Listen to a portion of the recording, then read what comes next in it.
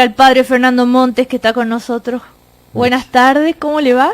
Muy bien, muchas gracias, muy feliz de estar con ustedes y feliz de verte. Acabo de saber que había estado un poquito enferma, sí. Y tiene que decirle a sus compañeros de programa, porque ayer oí la repetición del primer café después de las 12 de la noche y dijeron que usted andaba comprando sus cosas, o sea...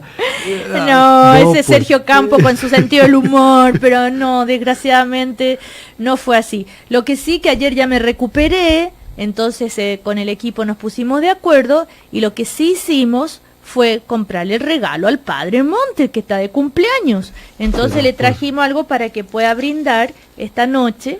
Uy, pero muchas gracias. ¿Cómo una se botella llama? de vino nada menos que Montes Alfa. Así que tiene nombre, la etiqueta lleva mi nombre. Muchas gracias. Exactamente, así que feliz cumpleaños. ¿Cuántos años cumple? ¿Se puede? Sí, ¿no? Los sacerdotes no tienen, me imagino. Bueno, mis hermanas, que eran mayores que yo, todas se detuvieron y yo pasé para arriba. Hoy día soy mayor que ella. En ella es un secreto. Por un secreto de la naturaleza, ya no tienen una cana, yo soy blanco de cana y cumplo hoy día 76 años, es mucho.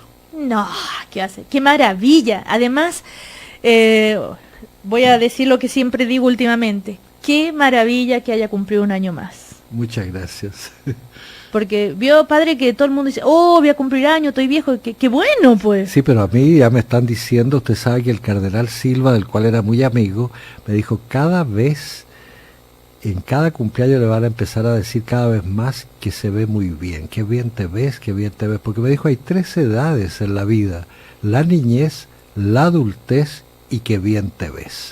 Yo ya estoy en la edad del que bien te ves y todos me dicen que estoy muy bien, así que esa alabanza es un palo, alabanza es un palo. Está muy bien y lo felicito de haber logrado vivir un año más. Hay que celebrar la vida, padre, ¿eh? Así es. Entonces nada de decir, ay, estoy viejo, qué bueno que estoy viejo. ¿O no? No sé, pero qué bueno que es vivir, eso sí. Claro, bueno. Oiga, bueno, hoy es 24 de diciembre, esta noche nos reunimos, ¿no es cierto?, por la Nochebuena, mañana Navidad. Brevemente recordemos, ¿qué celebramos hoy? Bueno, hoy día celebramos el nacimiento de Jesús. Y es algo muy importante porque esto demuestra que el cristianismo es una religión al revés de las otras religiones.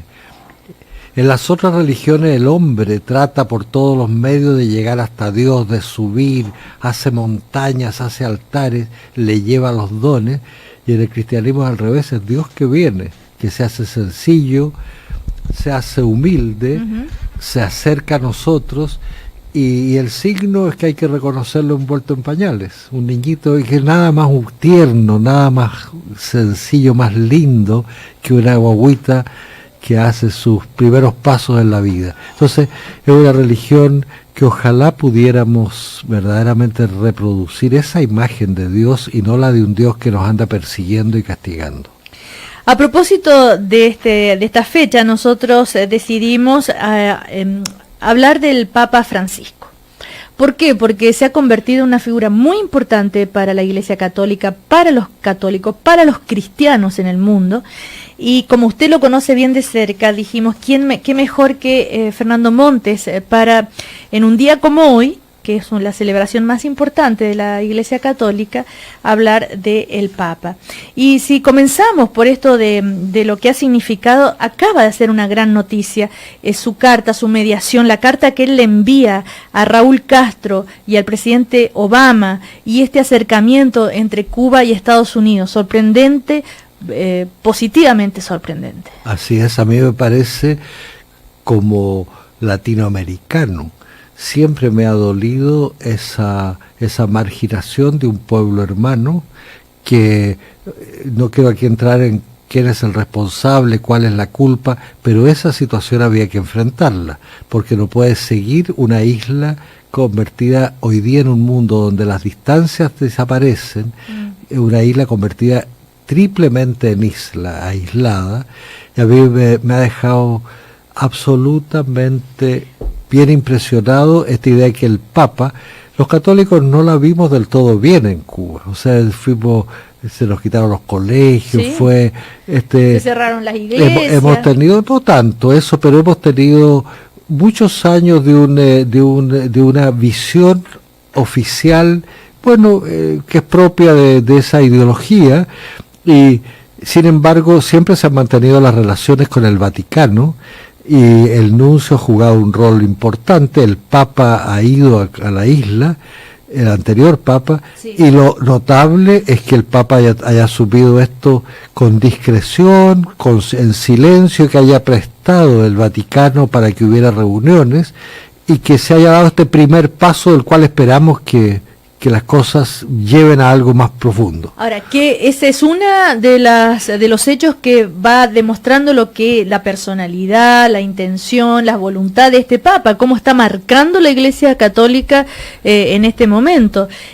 Todos los días podemos leer frases, dichos de él muy profundos. Y sobre todo, pero hay algunos que son simpáticos y que no son como lo propio, claro, de la manera como hablaba el Papa. Por ejemplo, el Papa Ratzinger, el alemán anterior, Benedicto XVI, era un teólogo muy serio. Entonces el Papa ayer, cuando dice, mire, de los curas somos como los aviones, se habla cuando nos caemos. Sí. Y es verdad, pero eso no lo decía un Papa de esa manera, y eso lo entendemos todo. Además le dijo que también, a propósito de estas, entre comillas, enfermedades, decía esto de andar con cara de funeral, hay que andar con alegría, con un poco de humor, que bueno, que es necesario, le decía, no, es cierto, decía también. En eso ha mostrado un rostro humano, y es impresionante cómo la gente busca eso. Vivimos en una sociedad muy dura, mucha soledad, y tener una iglesia que todavía no echa en cara nuestras faltas y que más bien endurece las cosas, es muy contra el Evangelio. A propósito del Papa Francisco, tenemos, por ejemplo, frases que las que levantaron aplauso en el Parlamento Europeo. Vamos poniendo ejemplos, ¿eh? Cuando él dice, ¿qué dignidad podrá encontrar una persona que no tiene qué comer o el mínimo necesario para vivir? O todavía peor, que no tiene el trabajo que le otorga dignidad. Ahí, al callo. Al callo, realmente, porque todo el mundo está de acuerdo con la dignidad humana, pero a la hora de pagar los salarios, a la hora de ver que, por ejemplo, en nuestro propio país hay gente que vive en condiciones completamente inaceptables desde un punto de vista humano. Entonces, en eso me parece a mí que en eso es fiel a Jesús, y es bueno que nos recuerde la prioridad que debe tener el derecho humano, y sobre todo esos derechos a la dignidad básica. Claro, él justamente también se pronunciaba sobre ese tema, en el sentido de que no solamente es, ser cristiano, ser muy católico, pero sino, por ejemplo, pagar bien los salarios. Ahí bueno, se demuestra, y estamos en plena reforma laboral, tanto temor. ¿Cómo interpreta todo esto usted? Yo lo considero extremadamente importante, porque muchas veces yo he hecho ver a periodistas que me han entrevistado y hemos hablado de educación, hasta que llega un momento que ponen cara seria y me dice, padre, hablemos de temas valóricos. Entonces yo le digo, a ver, ¿qué entiende usted por temas valóricos? Parecería que son solo los que son de la cintura para abajo, exceptuando los bolsillos, pero para usted parece que no es valórico lo que hemos estado hablando, la educación, los salarios, la justicia. Eso es el alma de lo valórico. Si yo entiendo a Jesús, que habló poquísimo de sexualidad, poquísimo, y habló mucho de la dignidad de la persona, el cuidado de los pobres, la atención a los enfermos, etcétera. Estamos conversando con Fernando Montes, el sacerdote Fernando Montes, que es el rector además de la Universidad Alberto Hurtado, jesuita, que conoció al padre, al Papa Francisco, que compartió usted un asado con él. Así es. ¿A usted le sorprende el rol que está jugando él, el camino que ha tomado como ahí en el Vaticano como la autoridad mayor de la Iglesia Católica? A ver, sinceramente me sorprende, no porque él haya cambiado su personalidad, pero cuando uno llega, y ese es el drama del poder, cuando uno llega a las cumbres, se reviste de cumbre, y entonces pone cara seria, mira de arriba hacia abajo, y entonces yo creo que él se ha atrevido a seguir siendo lo que yo conocí, y en circunstancias que siendo papa la gente habría esperado o es posible que hubiera pensado que iba a ser de manera distinta. Entonces yo le agradezco, conmigo ha sido muy diferente, me mandó una cartita personal escrita de puño y letra, cosa que no deja de ser emocionante, que a uno, un pobre cura lejano, le llegue una carta del Papa, es emocionante. ¿Y qué le decía en la carta? Bueno, muchos cariños, deseándome bien, alentándome en mi trabajo y obviamente que eso yo lo agradezco inmensamente. A propósito del trabajo, una de las frases de él también es hora de favorecer las políticas de empleo, pero es necesario sobre todo volver a dar dignidad al trabajo, garantizando también las condiciones adecuadas para su desarrollo. En este momento, como le decía, que se está discutiendo la reforma laboral, una frase que viene bien. Ahora, todas esas cosas yo creo que son coherentes con intuiciones básicas, por ejemplo, de la doctrina social de la Iglesia. Lo que pasa es que a veces se nos olvida decirla. Los obispos chilenos y ciertos ejemplos, entre ellos, por ejemplo, como fue don Manuel Larraín y el propio padre Hurtado, fueron gente de una enorme sensibilidad social. Lo que el Papa creo que ha sido muy interesante para la Iglesia es decirnos, la Iglesia tiene que ser en salida. Es decir, por favor, no hablemos con las puertas hacia adentro, con cara circunspecta de los problemas que nos interesan, sino dialoguemos con los que están lejos, con los que no piensan como nosotros. Eso es más difícil, yo se lo digo como sacerdote jesuita que tengo por vocación, en cierta manera, estar en la frontera. A mí me impresiona que el Papa nos haya insistido en eso, y creo que es de las cosas que más problemas le pueden haber creado. Claro, por ejemplo, respetar al que piensa distinto, dice, podemos inquietar al otro desde el testimonio para que ambos progresen en esa comunicación, pero lo peor que puede haber es el proselitismo religioso que paraliza. Yo dialogo contigo para convencerte, no, cada uno dialoga desde su identidad. La Iglesia crece por atracción, no por proselitismo. Eso me parece de una verdad. Yo soy discípulo de San Ignacio, como es también el San Ignacio nos dice que cuando hablamos con otro, veamos siempre en qué tiene razón el otro. Y a mí me da mucha alegría cuando de las primeras declaraciones que hizo el Papa nos pidió una actitud que es típica de San Ignacio, que es el discernimiento, es decir, ser capaces de dejarnos cuestionar, hacer preguntas.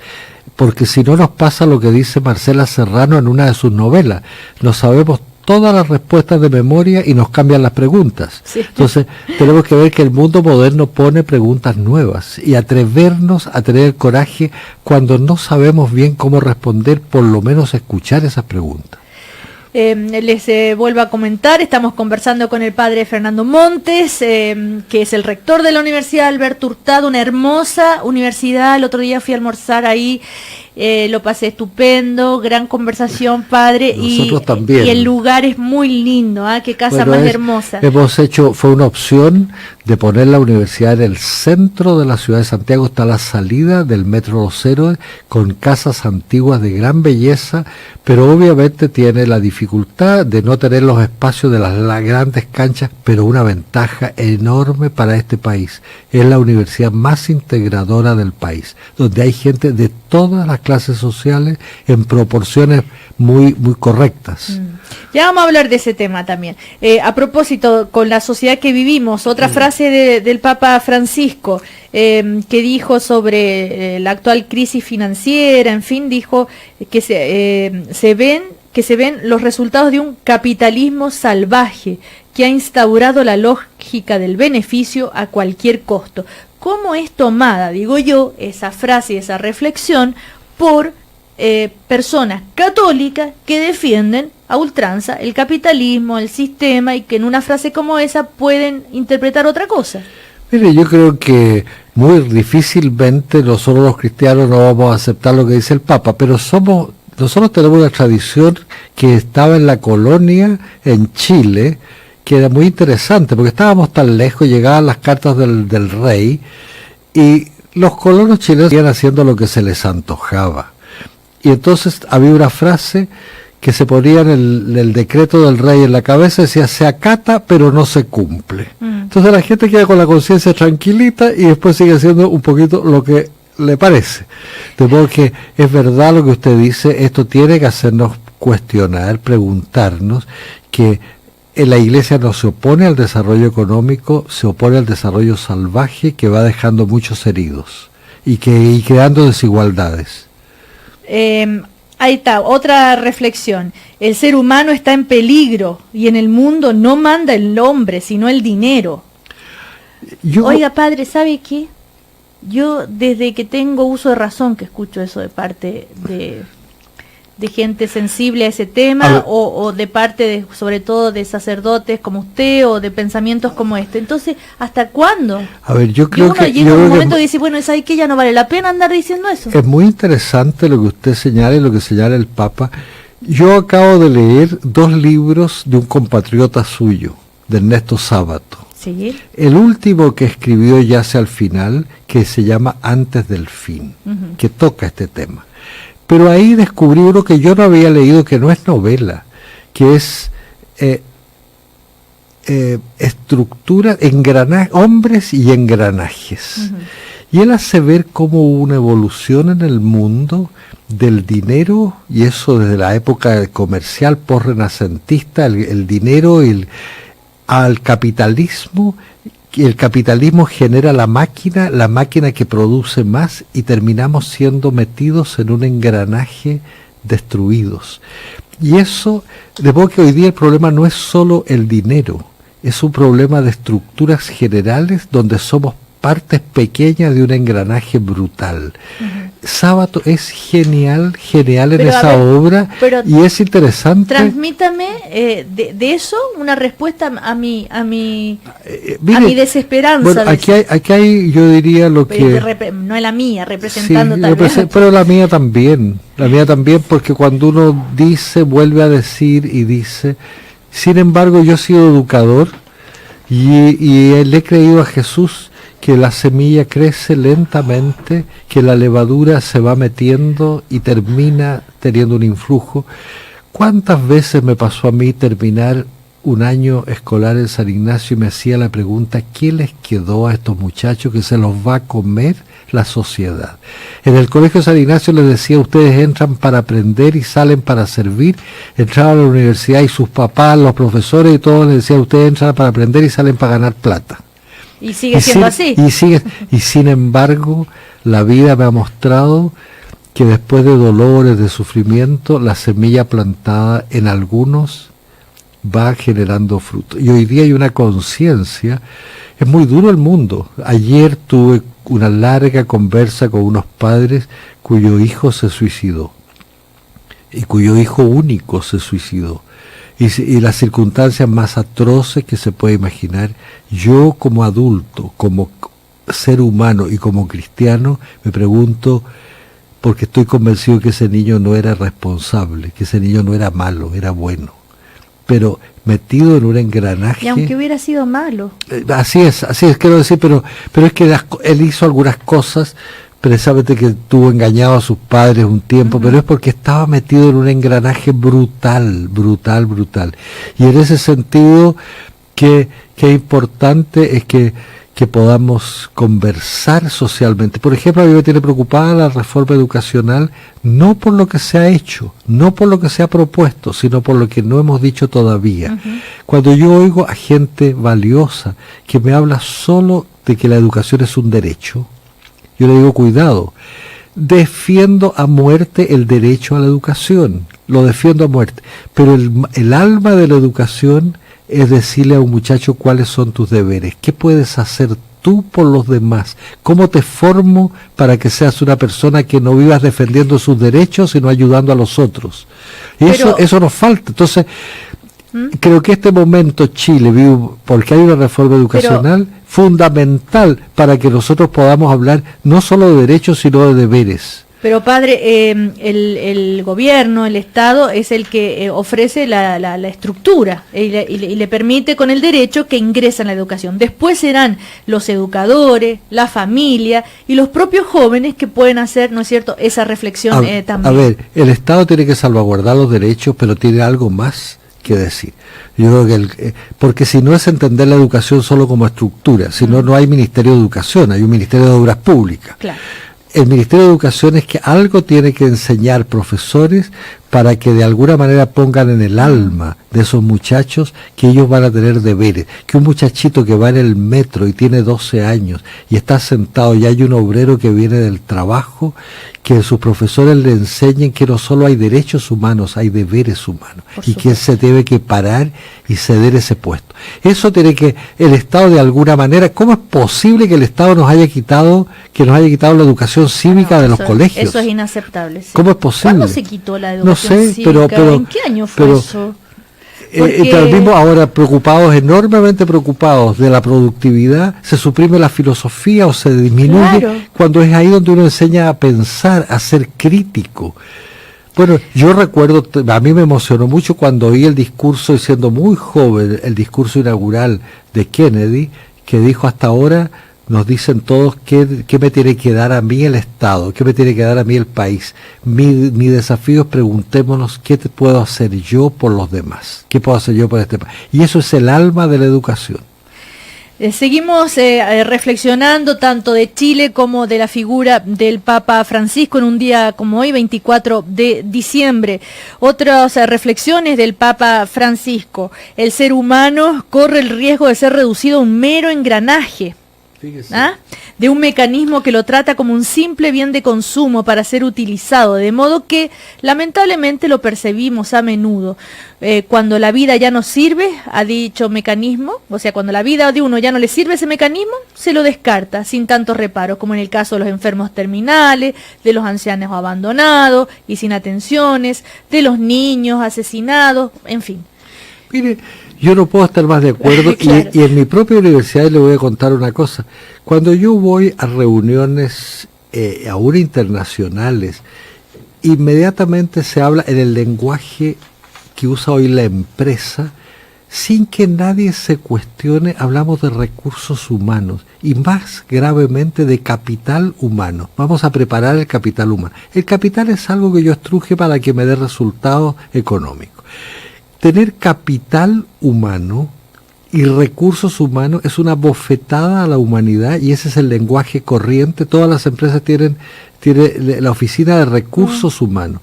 Yo hice que en la universidad se le cambiara el nombre y se llama Oficina de Atención de Personas.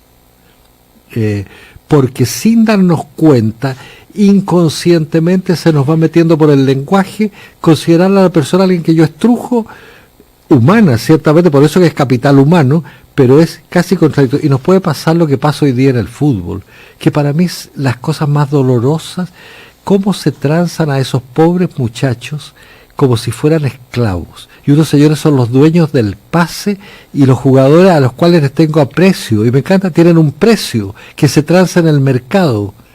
Eso es una cosa feroz. Que ellos mismos reciben sin tener la conciencia, y después pasan una vida de opulencia. Pero es obvio. Entonces yo feliz que les paguen bien, feliz que les vaya estupendo, si no se trata, pero aún el lenguaje, ¿cuánto vale tal jugador? Y lo transaron, hicieron el pase, pero eso es un lenguaje que era para el tiempo de los esclavos, y yo he tenido conversaciones con futbolistas y hay verdaderas formas de esclavitud nuevas. Fernando Montes, ¿usted estuvo en la reunión del ENADE? Sí, yo soy por principio una persona que trato de escuchar. Estuve en la reunión del aniversario del Colegio de Profesores para escuchar lo que dice el presidente Gajardo, porque me interesa sobremanera. Claro. Estuve en el ENADE y escuché los discursos, porque ahí... le hago esa pregunta por lo que está diciendo usted. A ver, ¿qué le pareció? Me pareció interesante, primero que nada, poder escuchar a la presidenta, poder escuchar a la presidenta del Senado. Me pareció muy significativo, al presidente de la Corte Suprema. Me hubiera gustado escuchar a la presidenta de la CUT. Porque si hacemos un encuentro nacional... Bárbara Figueroa. Claro, y es una mujer extremadamente inteligente y que puede hacer un aporte. Entonces me hubiera gustado escuchar eso. Los aportes hay de dulce y de agraz, cosas buenas y malas. Por ejemplo, yo encontré que en la visión un poco terrorista del gran escritor Ampuero, no tiene en cuenta que hoy día ya no estamos en la Guerra Fría. Yo le pediría que leyera, por ejemplo, toda la historia en torno al año 20 a 23, primer gobierno de Alessandri, que es mucho más parecida a lo que pasa hoy que lo que pasó el año 73, donde estábamos en plena Guerra Fría con un marxismo todavía vivo, con los socialismos reales. Entonces me pareció pobre como análisis. Lo mismo lo del señor Moreno. Sin embargo, fue el más aplaudido. Mucho. Y lo mismo del señor Moreno, que fue muy aplaudido, el ex canciller, fue una excelente exposición, pero con una premisa. Hemos avanzado, la fórmula es buena, la división social no ha aumentado a lo que era antes, por lo tanto no le echen la culpa al modelo. Hay otros países como Ecuador que tienen peor división y la gente está contenta. En Chile, ¿por qué están descontentos? Yo le dije, haga un análisis más severo sociológicamente. Cuando uno crece económicamente, tiene más exigencias, se da más cuenta de las cosas. Yo, cuando era joven, iba a la población Nogales y en muchas de las casas no había ni siquiera una radio a transistor, no había los transistores, no había una radio. El mundo era la pequeña población Nogales y uno encontraba normal lo que ahí pasaba, no había agua potable y era lo normal. Hoy día en la casa más pobre hay un plasma y esa persona sabe lo que pasa en la dehesa y eso es explosivo si yo hago un desarrollo y no genero igualdad. La sociedad explota. Otra frase a propósito del Papa, en torno al hambre: no se puede tolerar que millones de personas en el mundo mueran de hambre, mientras toneladas de restos de alimentos se desechan cada día de nuestras mesas. Algo que parece tan obvio, simple, uno puede decir, mansa novedad. Bueno, eso yo creo Pero que... si uno le toma el peso... Y todavía alguien escucha al Papa, alguien los escucha a las personas como él, como usted, sean cristianos, no sean cristianos, pero que tengan esa sensibilidad. A ver, lo interesante en esto es que por una parte hay que tener la buena voluntad y que la gente escucha, pero por otra parte, y esto es muy importante decírselo a los anarquistas, lo fundamental para que haya una solución definitiva es que haya instituciones que funcionen, que se preocupen de los pobres. Yo le encuentro razón al Papa Pablo VI, que ya desde ese tiempo insistió que tiene que haber un poder internacional más poderoso, más fuerte, que tenga cierta autoridad. Los estados, porque hoy día hay mucha comunicación, hay satélites, han ido cediendo, hay cortes internacionales, tiene que ir cediendo en ciertas cosas que son bien de la humanidad. Hoy día cada estado se las arregla con sus uñas y por lo tanto hay estados pobres, dejados marginados, y eso es trágico si no creamos una institucionalidad internacional. Respecto a otros temas, estamos haciendo a partir de las reflexiones del Papa Francisco, estamos reflexionando en torno a nuestra realidad también, ¿verdad? ¿Está apurado, padre? No, lo están llamando. Me están llamando por teléfono, pero estoy tratando y acabo de silenciar, apagar mi celular. Pero usted tiene un compromiso. Bueno, ¿se puede quedar un ratito? Un momentito más, mucho más. No mucho más, ya. Hay algo cuando él habló del decálogo de la felicidad. ¿Se acuerda? Sí. El Papa Francisco. Y él dice algo que me gustó mucho, la palabra: moverse remansadamente. En Don Segundo Sombra, dijo el Papa Francisco, hay una cosa muy linda de alguien que relee su vida, el protagonista.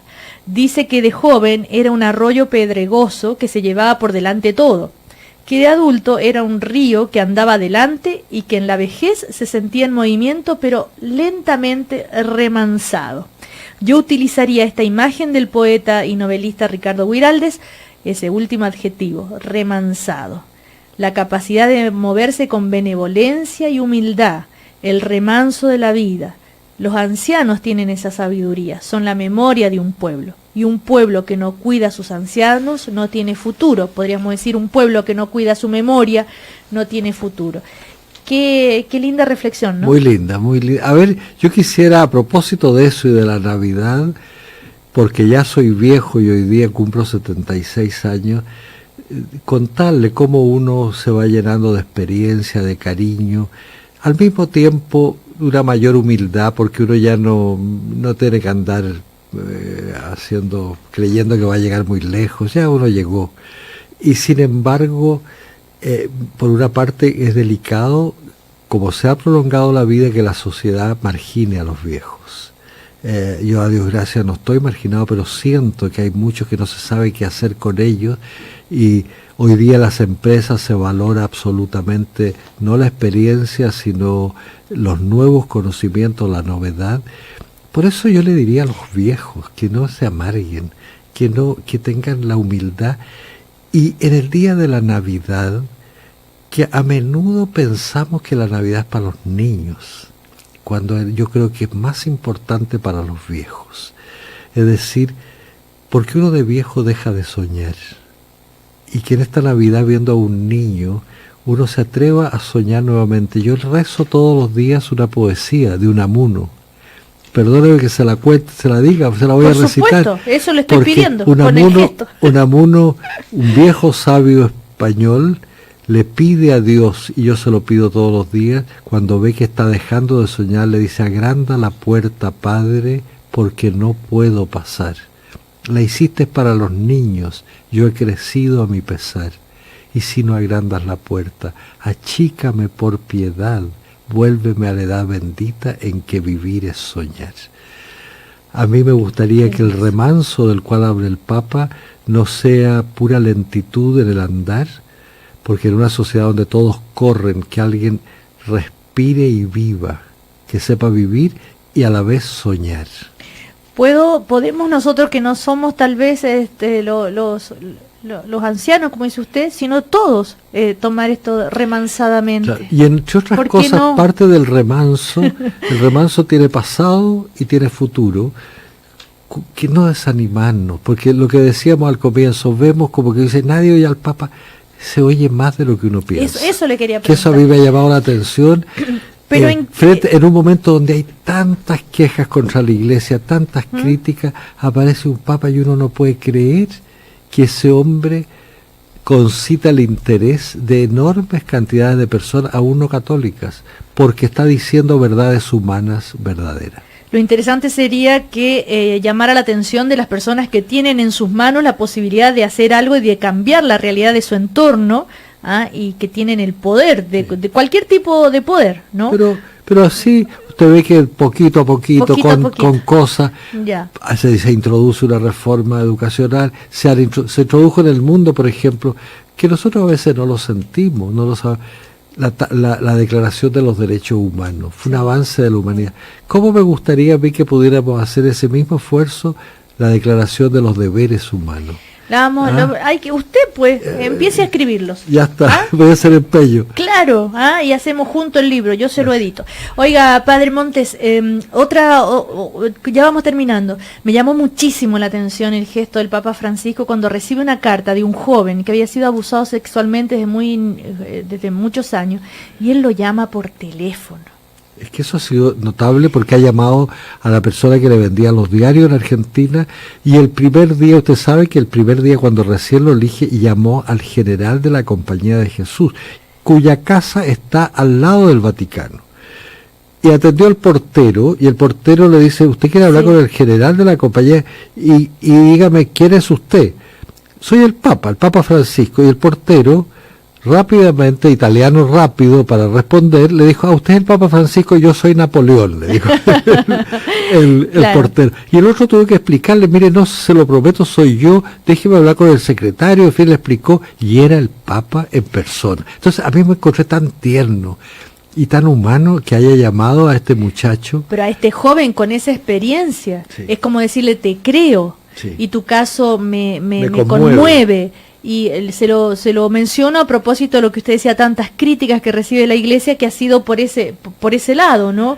Por el lado de las acusaciones. Es que en verdad, el mismo Papa, como dice en este último discurso, dice: los curas se hablan, son como los aviones, se hablan cuando se caen. Exactamente. Pero junto a ello hay cantidad de cosas que son tan lindas, y el Papa es un testigo de eso. Volviendo a Chile, y con esto cerramos, el otro día en su universidad usted me entregó este documento que a mí me pareció sumamente interesante. Qué interesante, porque ya lo estoy viendo cuál es, porque nosotros decimos las cosas, pero verla con los ojos, ahí sí que uno se queda golpeado. Claro, y que da muestra de dónde viven los universitarios. Entonces uno puede ver dónde están distribuidos los estudiantes de la Universidad Católica, mayoritariamente en el barrio alto. Hay algunos ese es un documento, es el mapa de Santiago y le ponen una pintita roja donde vive el alumno. Yo veo, ahí estoy mirando de lejos, la Universidad Católica es una gran mancha roja, también hay manchas en otro lado, hay puntitos en otro lado, pero la gran mancha roja está en los alumnos, en los estudiantes que vienen de los barrios altos. Seguimos, la Universidad, por ejemplo, de Chile, más... Nuevamente es bien impresionante porque es más abierta a clases medias. Mucho más abierta. Pero también enormemente concentrada en los barrios más altos y muy poco presente en los barrios más populares. ¿Pero qué significa eso? ¿Que son los jóvenes de barrio alto tienen más facilidades para acceder a las universidades como la Chile y la Católica? Obviamente porque la inteligencia está repartida por igual en todo. Lo que pasa es que los barrios altos tienen mejores colegios, más oportunidades, y esos muchachos, obviamente que llegan a la PSU, tienen más posibilidades. Después tenemos la Universidad de los Andes, aquí es bastante impresionante, porque no hay pintita casi en ninguna parte de Santiago, y está solo bien arriba. Así es y es para nosotros, yo respeto mucho la Universidad de los Andes de gran calidad, pero este es una pregunta, ¿cómo formar a esos muchachos? Y están tratando de hacer esfuerzos para que conozcan la otra realidad de Chile. Claro. Después, la Universidad Diego Portales reproduce mucho lo de la de Chile. Por ser de mucha calidad, tiene mucha gente en los barrios más altos, pero también en clases en Puente Alto y Maipú. Sí. La Universidad Adolfo Ibáñez. Nuevamente, por ser de mucha calidad, es netamente de clase más alta. Pero no hay algo de clasismo también. ¿Hay? Sí lo hay. Es decir que es o sea, si usted una familia le da a elegir entre hijo, entra a la Adolfo Ibáñez, es como la universidad de la High Society. Yo no me gusta echarle la culpa a la universidad, es la sociedad radicalmente clasista en que va a buscar el papá, con toda razón, va a buscar la mejor universidad académicamente y que le genere relaciones donde ese hijo pueda después tener trabajos, etcétera. Entonces, por lo tanto, tenemos que pelear a muerte en este país para que haya calidad de primera calidad en los barrios más pobres. Esa debe ser una prioridad absoluta. Y por último tenemos la Universidad Alberto Hurtado, porque ellos, claro, hicieron este estudio para ver cómo estaban ustedes mismos, y aquí está absolutamente repartido. Es muy impactante. Nosotros nos pusimos en el centro de la ciudad, la salida del Metro Los Héroes, para que nadie viniera en automóvil, y lo interesante de esta es que hay puntos desde el barrio más alto al barrio más bajo, y no hay mancha, o sea, está verdaderamente equilibrado. Esto es la diversidad. Eso es lo que estamos soñando para el país. Bueno, padre Fernando Montes, lo voy a liberar para que vaya a cumplir con su compromiso. Yo sé que lo están esperando por un almuerzo, está de cumpleaños el padre Montes. Últimas palabras, hoy es 24 de diciembre, su cumpleaños, pero es también el cumpleaños de Jesús. Y él nos hable a que ojalá pudiéramos valorar la humildad, la sencillez, la cercanía y sobre todo la humanidad. Porque hoy día tenemos trabajos, todo que nos deshumanizan mucho.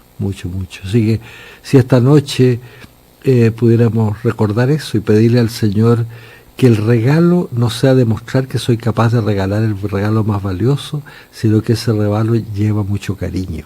Y eso es lo que ojalá el otro, y que ese cariño no se compra ni se vende, es siempre gratuito.